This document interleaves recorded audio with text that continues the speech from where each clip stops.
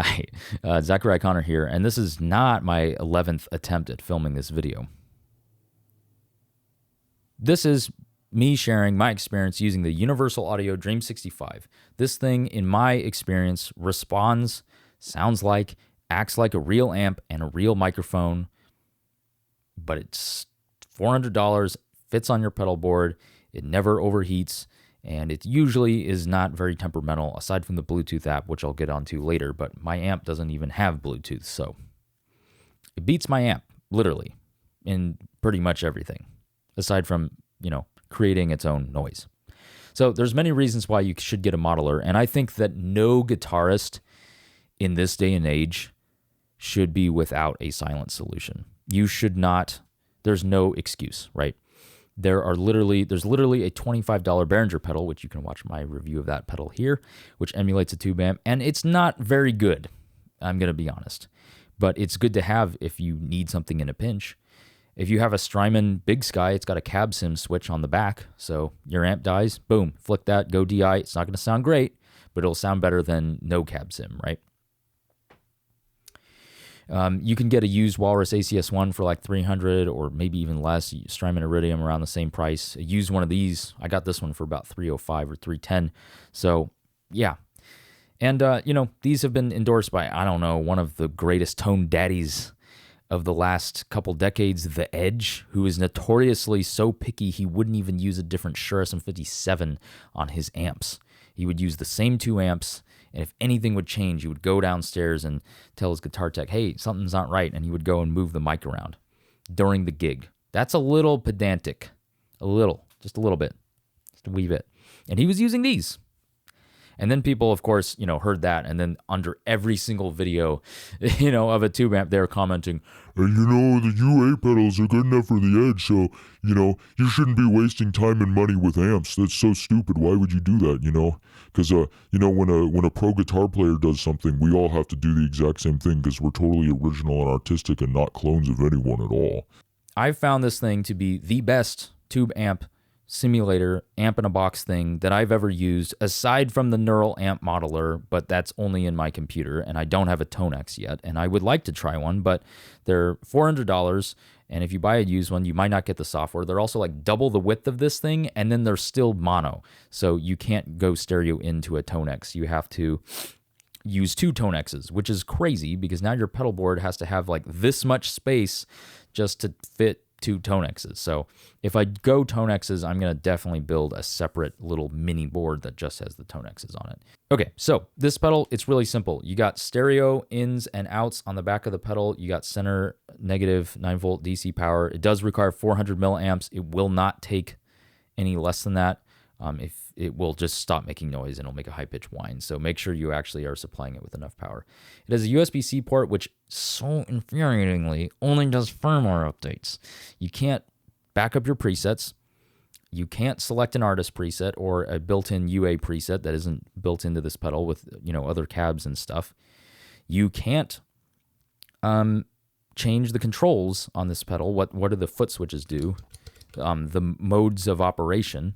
You can't do anything except update the firmware through your computer. Universal Audio, why? Why are we so reliant on apps and especially Apple too? It's so frustrating when they only develop stuff for Apple, and it's so much of the world is not running on Apple, right? There is a big percentage of musicians, more than the rest of the world. I get it.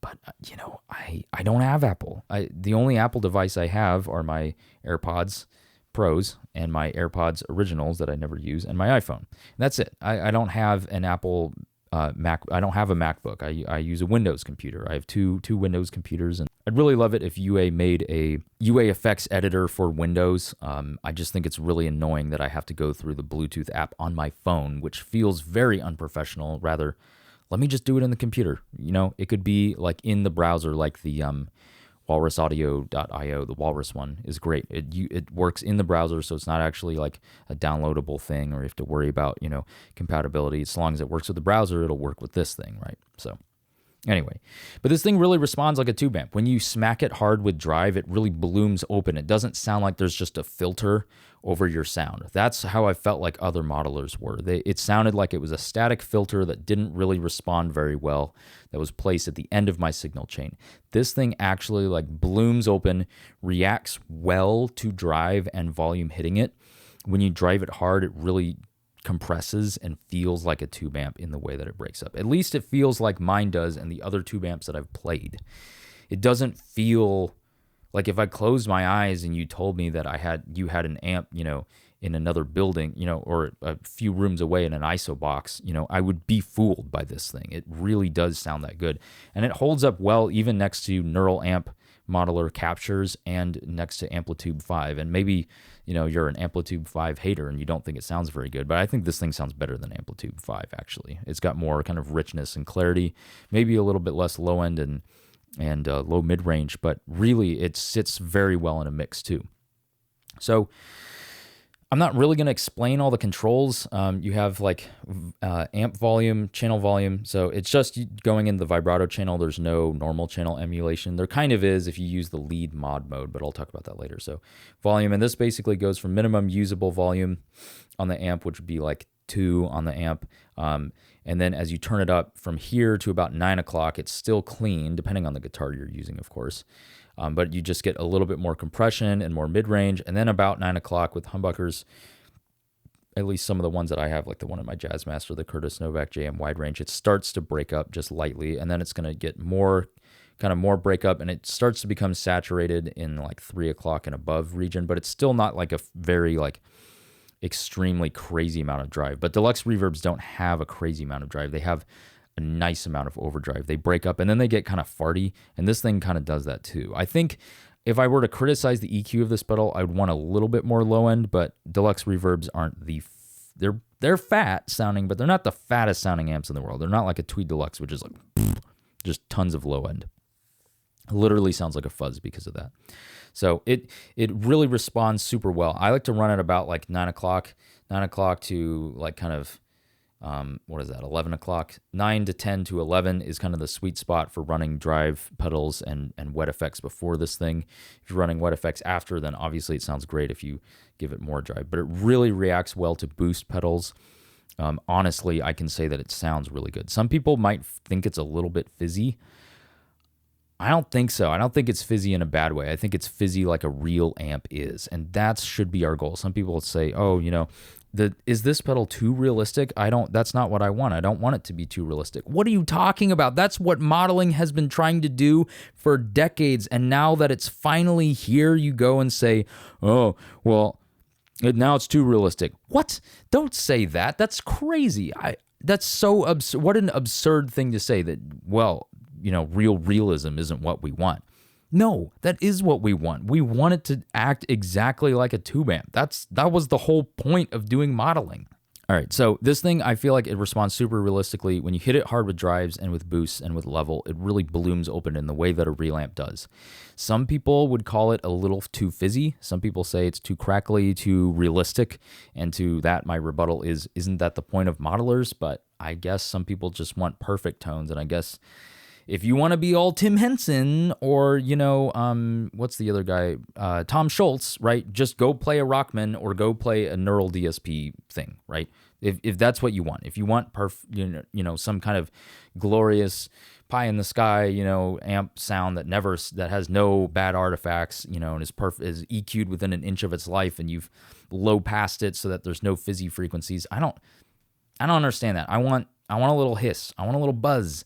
I want a little zing. I want the crackle. I want the realism of the amp. That's why this thing rules. If you don't like that stuff, go away. Go play your Helix. The cabs, there's a bunch of different cabs in here. I find the greenback is very usable for most people. You'll just have to open that treble control up a little bit more. I find the bass control is not terribly useful. I tend to run it at noon or push it up more or pull it back more depending on the cabinet I'm using. The greenback cab with the 121 is a bit too dark for some scenarios, but with single coils, it's going to be just perfect. You could push the treble up a little bit and it will bloom open in a nice way. It is restrained from being too fizzy. If you don't like fizziness, start on the greenback. The Oxford cab is a little bit of the opposite. It's quite fizzy, and I think this one, UA really, really should have rethought where they put the virtual mic position because it's too close to the center of the cone. It sounds like the 57 is like dead center on the cone, and we know what happens when you put a 57 dead center on any speaker cone. It is fizzy and bright and doesn't have a lot of mids or low end. That's how I feel about the Oxford on here. Luckily, there is the lead mod that you can engage over here, and if you turn on the lead mod and you turn the boost on just a little bit, it will pull the bright cap out of the circuit, and boom, now with the Oxford it actually sounds pretty usable, even with single coils, even with some heavier drive and fuzz. So fear not. If you're starting out, with this pedal and you're like, oh, it's too fizzy on the Oxford cab, just flick to the greenback or turn on the lead mod and turn up the boost a little bit, and it will solve that problem. The next one is the EV cab. This one has a lot of bass and a lot of clarity. It's probably the best sound in here. It sounds really phenomenal. Yeah, go for this one if you find the greenback too dark and you find the Oxford too thin sounding. And then the green cabs on the back, you have the creamback, which honestly, I'm not a big fan of the creamback one. I don't like it very much. It's okay. It's like the greenback one, but thinner. And I don't know. I just don't find it it's usable. It's just very boring to me, I think. The super reverb one, though, is great. It's pretty mid-forward, but you push the treble and the bass up a little bit, and it's really nice. It works really well with single coils, again, to kind of, soften the top end and push that mid-range up where single coils kind of lack. And then last of all is the JBL speaker. This is awesome for trying to get funk tones like on Michael Jackson's song Get on the Floor. If you pair this, go to the JBL cab, push the treble up, give it a little reverb, a little drive. If you grab something semi-hollow with humbuckers, put it in the middle position like this Squier Starcaster here, and use the JBL cab with a little bit of extra treble and reverb and a little sauce on the drive, it absolutely nails that funky sound in the chorus, that on Get on the Floor. You can also just bypass the cab simulations entirely and use other impulse responses in your computer, or use Universal Audio's new aux Stomp, which is a very silly piece of hardware that costs $400 and basically does the cabinet stuff that we wanted out of this thing, but Universal Audio didn't let us have it. The most annoying thing about the cabinet sims is that UA has more cabinet sims stored in this thing or stored in the app, but they won't let you load them into the slots on here. That's the frustrating part about this. You also can't load your own IRs, and this has been a stopping point for many people. They've said, okay, this thing's great, sounds awesome. Can I load my own IRs? No? Okay, I'm out. I'm going to go get something else. Fair enough. But I really think that between the 6 ones here, I've found that the greenback, excellent for doing church stuff, kind of chimey ambient stuff with a little bit of rock edge. I've used it. It works super well with heavy distortion running into it. It's nice and smooth. The Oxford is a little bit more tricky to dial in, but it can totally work for kind of modern pop rock, ambient stuff, post-rock, whatever. The EV dominates at everything. It sounds so good on everything. The creamback will work for everything. I just don't find it too great. The super reverb cab can work for anything with, if you have brighter guitars, single coils. If you have humbuckers, it might be a little too mid-forward. And the JBL doesn't work as well with drive. It becomes very, very fizzy very fast, much more so than the Oxford. But it's so good for clean tones. If you want that Grateful Dead or, that kind of the sound that Michael Jackson was using, it's really good at that. There's other controls. There's a spring reverb emulation, which sounds good. Modern digital spring reverb emulations, we've pretty much cracked it. They tend to sound pretty darn good. It holds up well against my Boss RV500, which maybe it's not the world's benchmark for spring reverbs, but it sounds really good.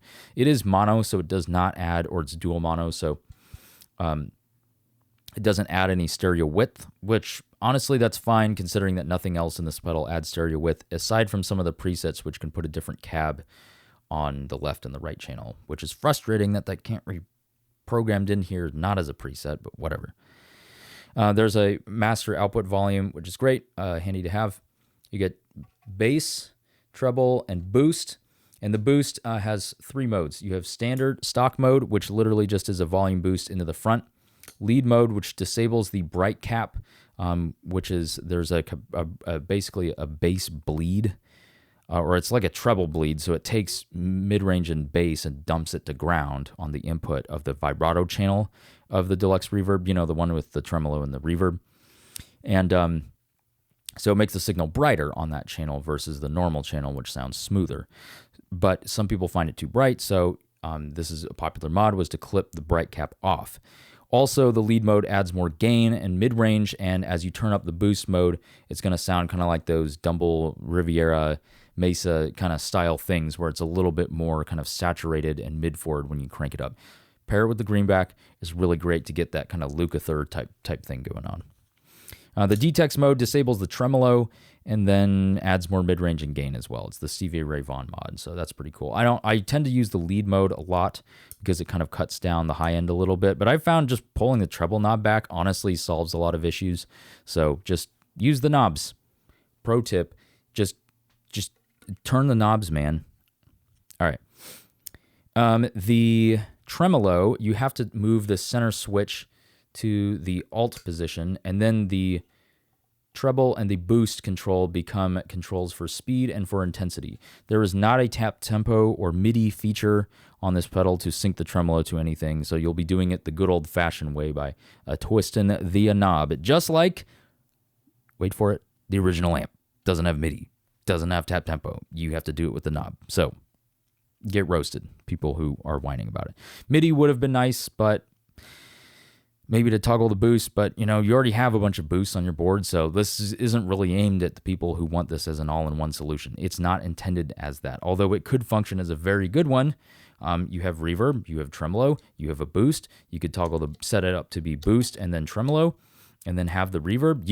I could literally go to a gig with just this thing and play it and be pretty okay with it. I'd prefer a plate reverb or a hall, but I could get by with a spring, and I like delay, but I could get by without it. So yeah, this thing can replace your amp and some pedals. And, I think that after using it for a while, I can say that it confidently, it is a no compromise or very low compromise solution to replacing my amp on stage. When I'm playing at church, my amp would be in an isolation cabinet mic'd up with something like this is usually what I bring. I'd feel, I could kind of hear some of it coming through, vibrating through the ground up to me, a little bit of that low end, if I chug, or whatever, because it's so freaking loud in the ISO box, but I'm not hearing it a ton, right? And honestly, the mic'd up sound is so consistent with this, right? If you save a preset, so consistent, or you remember where the knobs are set, all that stuff, super consistent, super reliable. The breakup sounds like a real amp. The compression feels like a real amp. I think it could use a little bit more low end and mid range, but deluxe reverbs tend to be kind of bright anyway. But flick to the lead boost mode, and you'll be good to go. My main complaints with this thing are the blasted app, the connectivity issues, and the button is so small to pair it. It's really hard to get your fingernail in there. I can only do it if I have a fingernail on my pinky. I can kind of use my pinky to press it in, but it's kind of difficult. I guess my other fingers can kind of work, but it's hard to do because it's small and it's next to the jacks and all that stuff. It takes a lot of power. It's kind of big, and you have limited options. But this thing is not meant to be an exhaustive, let's do every kind of amp ever. And I think that people are so used to that. Think of this as like the Tone Master Deluxe Reverb, but small in a pedal form. That's pretty much what it does. And it has more options than the Tone Master, which, by the way, only has 3 impulse responses and doesn't give you any of the fun mods that this one has, although you could consider plugging into the normal channel like kind of a mod, I guess. It's kind of like the lead mod, but with less gain. All right, we've got the UA Dream down here on the camera, woohoo! And we're going to start on the Oxford cabs. This is the kind of the stock cab. I've put the EQ at noon. Volume is at the minimum setting, and the output volume is turned up to compensate. No tremolo, no reverb, no boost, no nothing. I've got the foot switches set up to be on and preset, just the stock setting. Okay, so let's hear how it sounds. We've got a Telecaster with the Fender Pure Vintage 52 pickups. And the signal chain is going through a bunch of buffers and stuff, so get over it. And then that's going out into a Mackie MDB 2P DI, stereo DI, into my Behringer UMC 404 HD audio interface, recording into Cubase Elements 13 at 48 kilohertz 32-bit float to try to avoid any clipping. So here we go. Let's start on the neck pickup, and then we'll flip to the middle and the bridge.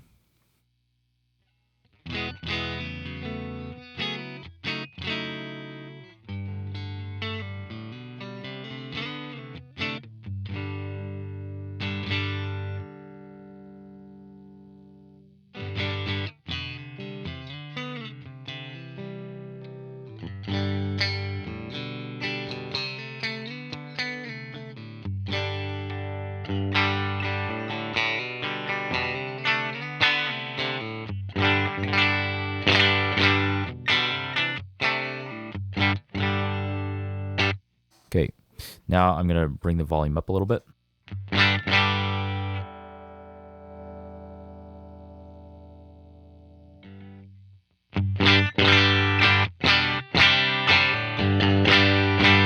You can hear increased compression. It's a little bit fatter under the fingers. Mid-range has come up too.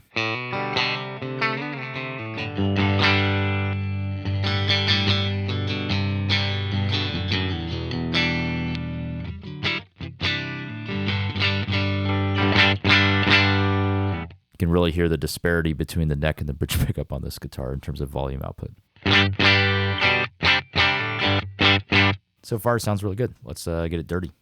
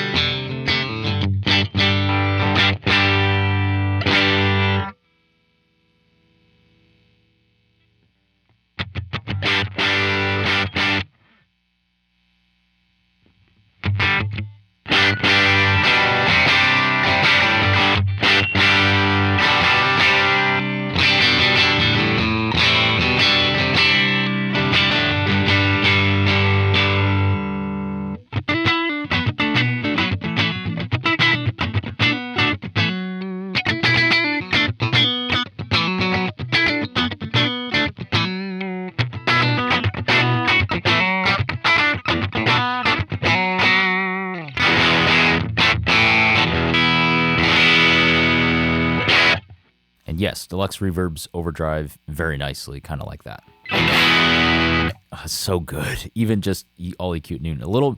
Maybe a little on the bright side, but I think that's my Sennheiser, Sony MDR 7506s make it sound a little bit brighter in my ears.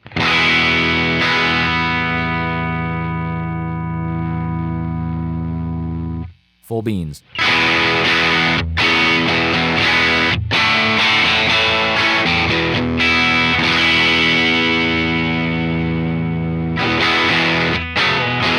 Yeah, pulling back that treble really fixes that top end.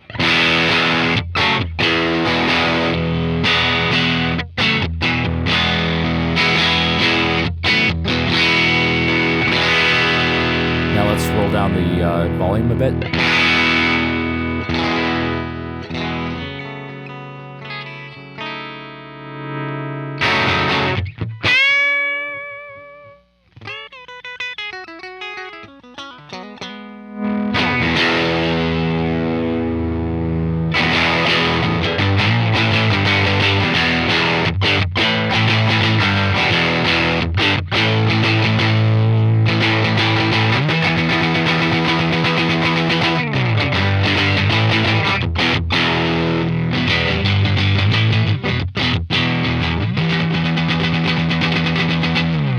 All right, now let's bring in the boost and get even more drive.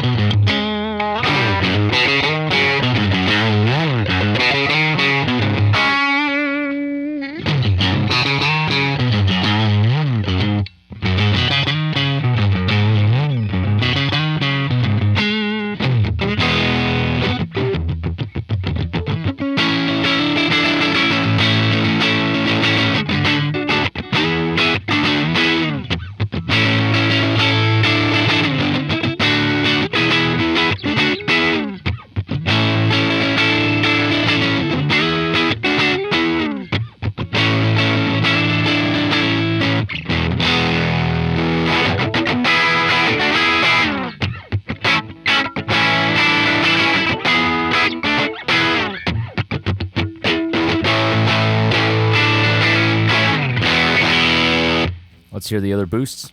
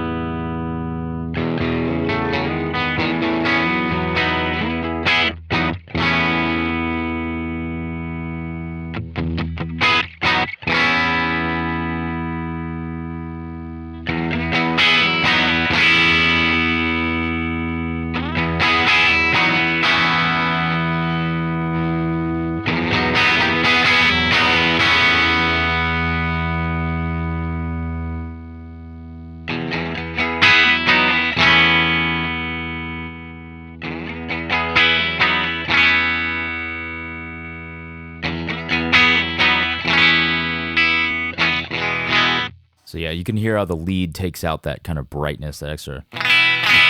Whoa, that's bright. Pull it back just a tiny bit. All right, so here's a normal sound. And then the lead. Here it just kind of warms up the top end a bit. You'll notice it more when you run drive into it. Let me show you the reverb, and then I'll add the tremolo.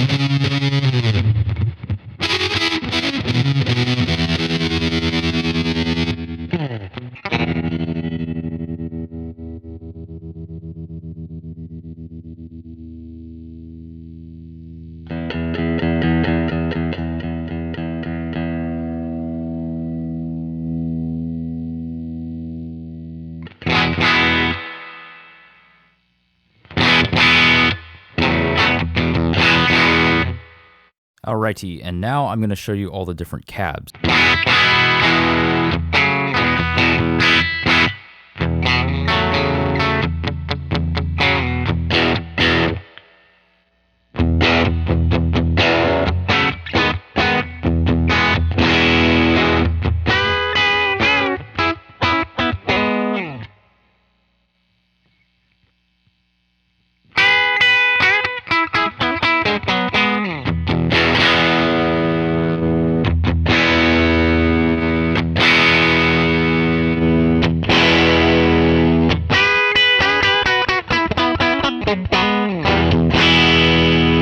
Oh, the EV's so good.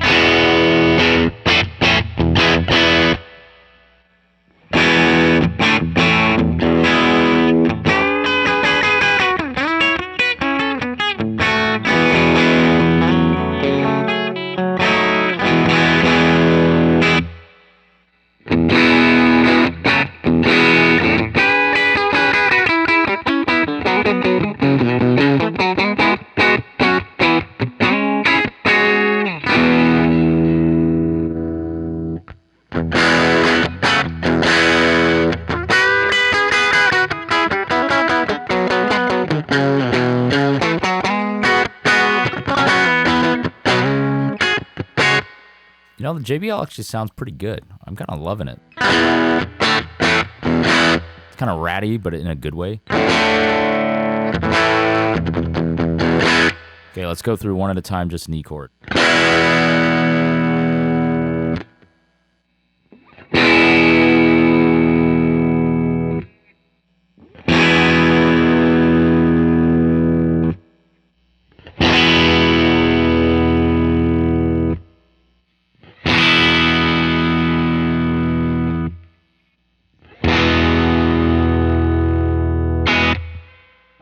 Obviously, as you can hear, some of them are going to take different EQs to work better. The greenback clearly needs more treble. The Oxford could use less. The EV could probably use a little bit less too. The EV could definitely use less bass. The creamback sounded pretty good actually today. The Super needed more treble. JBL could use less treble. You know, the two knobs. You just select a cab and then you adjust the knobs and it sounds good. Very good. All right.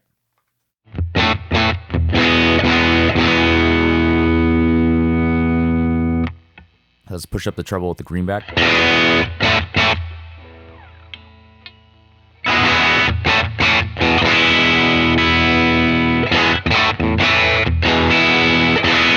That's great right there. less. There, a little less.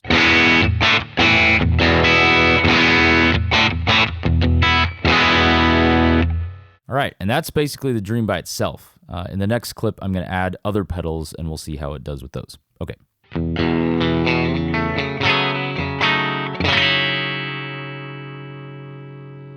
Okay, so let's hear how it takes a mid-forward overdrive like the SD1.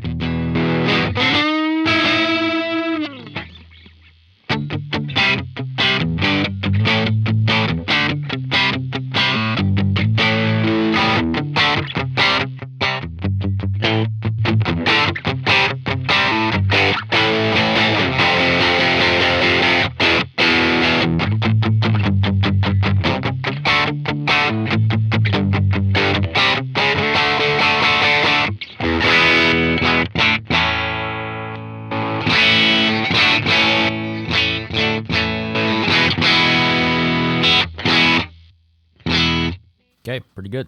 Let's do the Golden Boy, which is a little bit flatter.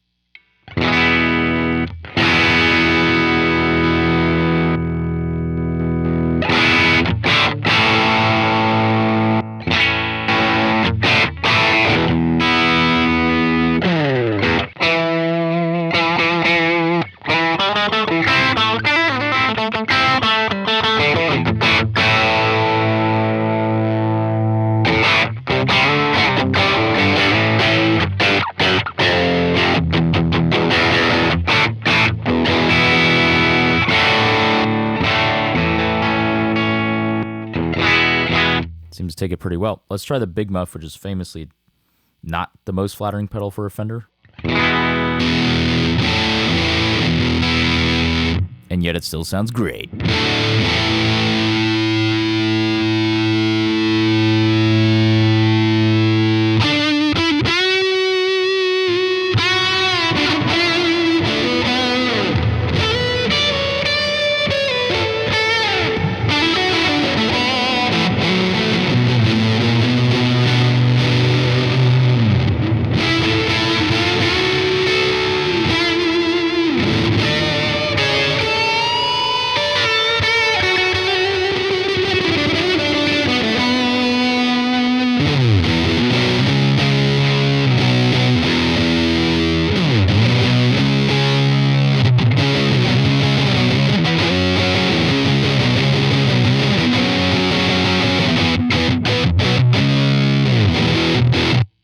I mean, that is a good sounding Big Muff, but that sounds great into this thing.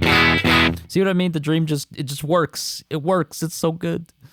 Okay, now let's do the hardest thing of all, distortion.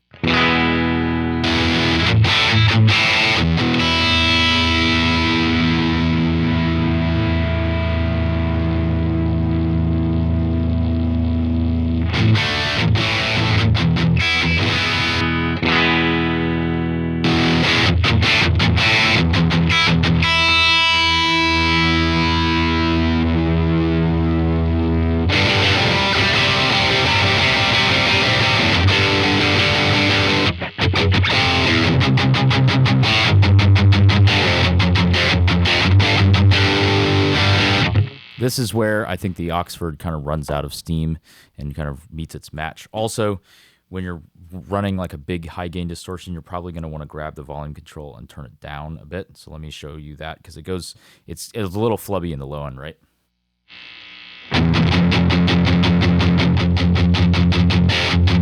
You hear that tighten it up and the bass comes back in.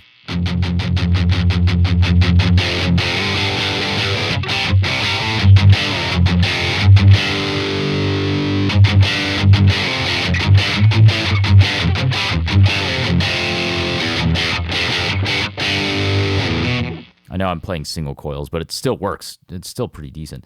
Let me grab some humbuckers in a minute. I'll do that later, actually. let's go on and try to create some nice church style tones.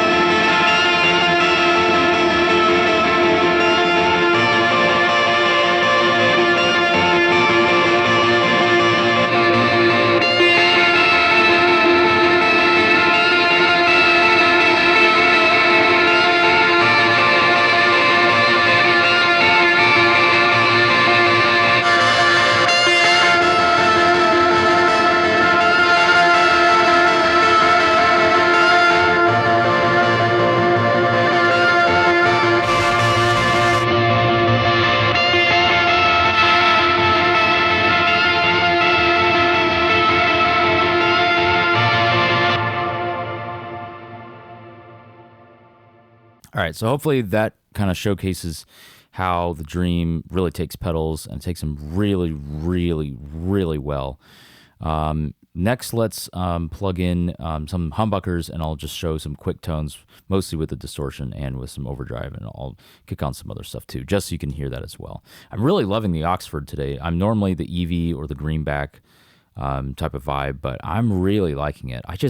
And for some reason, the creamback just never sounded worse.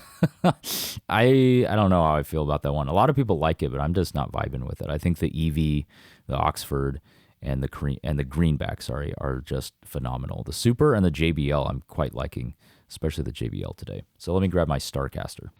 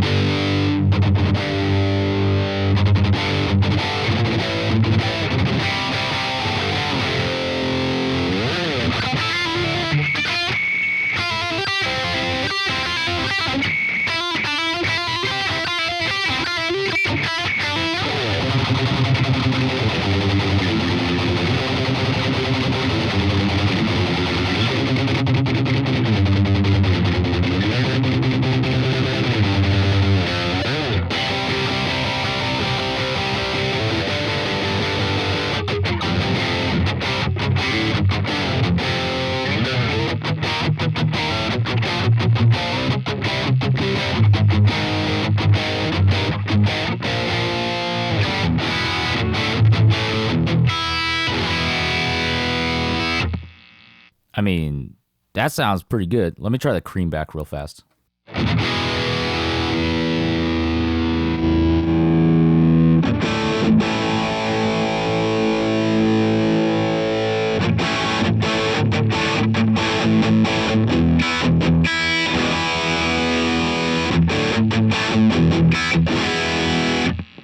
Okay, I gotta admit, that's where the creamback is really shining, is with the Friedman. That's a pretty good combo.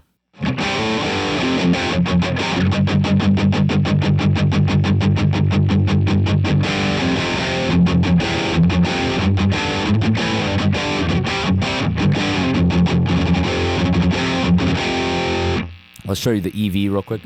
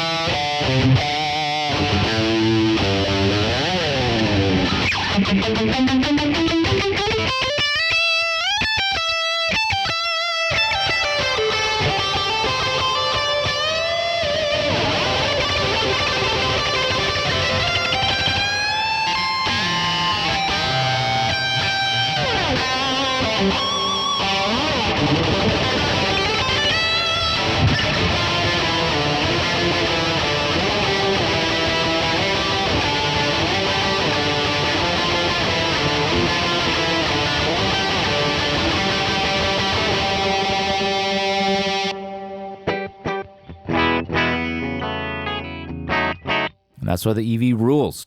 Treble, bass, it's got it. Greenback is also great. I don't know, man. This thing is really awesome. Okay, let's say you're playing on a Strat. I have a Fender Player Strat here from 2018.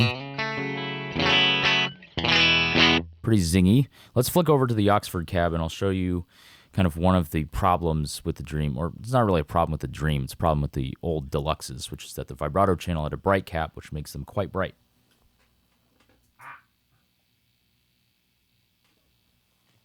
Okay, so now I've got EQ at noon on the Oxford cab. Oh, too bright. Now a couple of solutions. I can grab the tone knob of my guitar. That's a lot better, but we can also fix it on the pedal. Two ways. One, use the treble knob.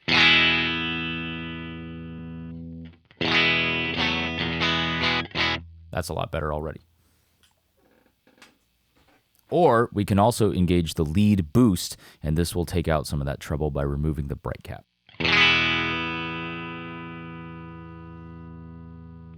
You hear how that treble softens? Can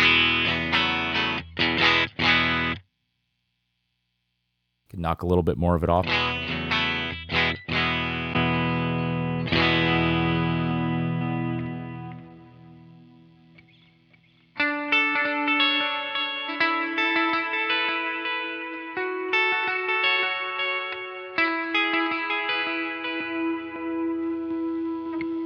So let's do 2 clips. I'm just going to play with the bright. Let's play stock mode. Okay, so boost off. You can hear that high end come back.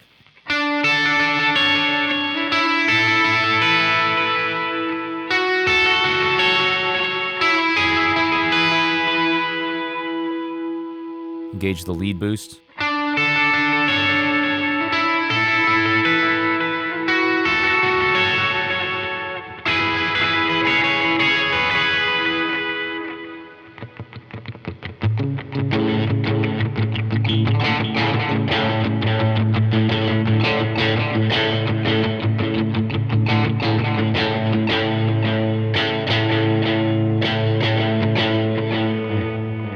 And that's a great way to kind of fix some of the extra brightness in the Dream, especially on the Oxford speaker. I think the greenback needs as much brightness as it can get. But this might also be useful in the EV speaker. Let me show that real quick.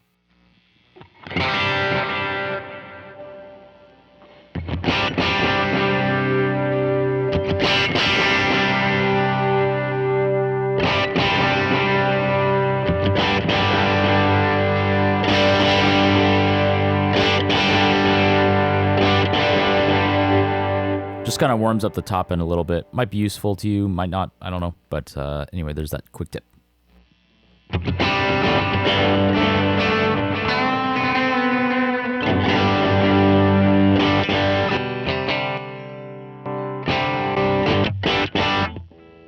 Now I have the Dream set up where the boost is controlled by the foot switch. So if you set up your Dream this way, you might be wondering, how do I get that bright cap hack to reduce the top end if I can't have the lead mode on when the boost is off? Because if I toggle lead mode right now, right, nothing is happening. It's the same sound. But what you have to do is turn on the boost first. You hear how the mids come in? And then afterwards, now the bright cap is out, you hear how it's darker. So let's add some drive into it.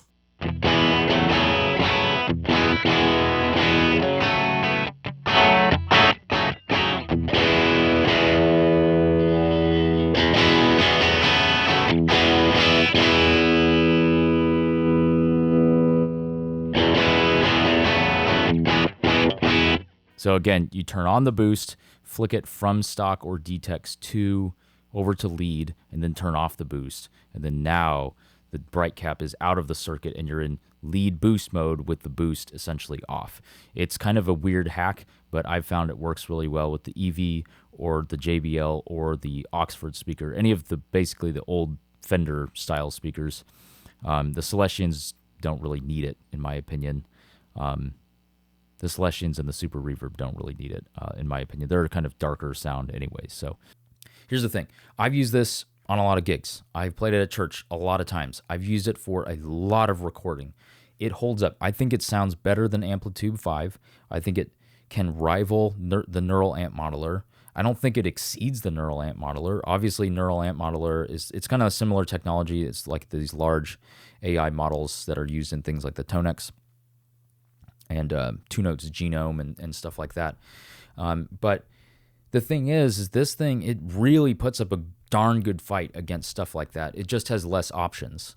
But, the thing is that it is really tweakable. Those AI models like, Tonex and stuff, like, yeah, you have an EQ control, but it's just EQing post, right? It doesn't give you pre-EQ control. You have to do that in the actual capture, right? You have to have different EQs for, different captures for different EQs, and this lets you EQ it on the fly, right?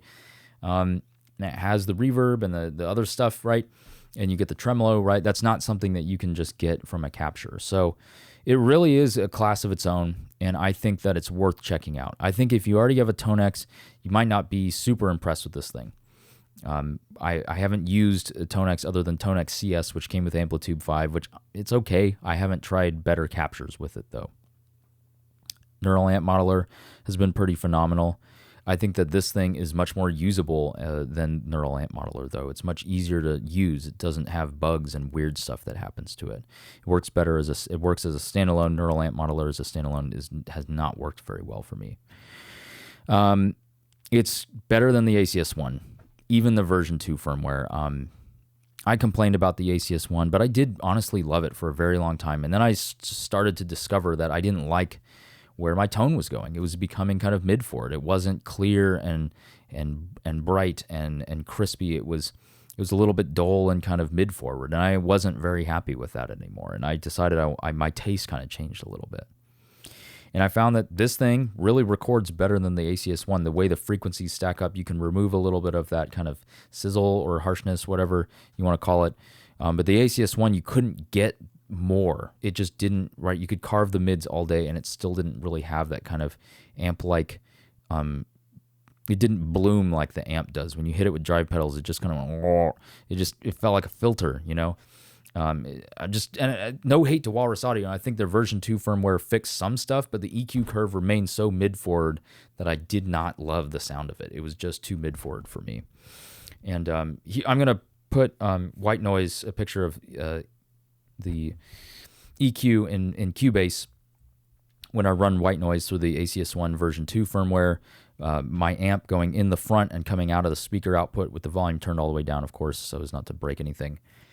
Just really briefly as well. And then the UA Dream, and these are all with the cabinets bypassed, of course. And the UA Dream's EQ curve looked just like my tube amp, just like my Ampeg GVT. So that's what I have to say about that, is that this thing matches the EQ curve of an amp. Like, actually, it actually does. And that, for me, you know, the response, the compression, the EQ curve matching, all of that stuff adds up to make the Dream my choice for going ampless in 2024, at least for now, until I can save up and buy 2 Tonexes and rule the world. So until next time, I've been Zachariah Connor. You've been wonderful, and I'll see you next time. Bye.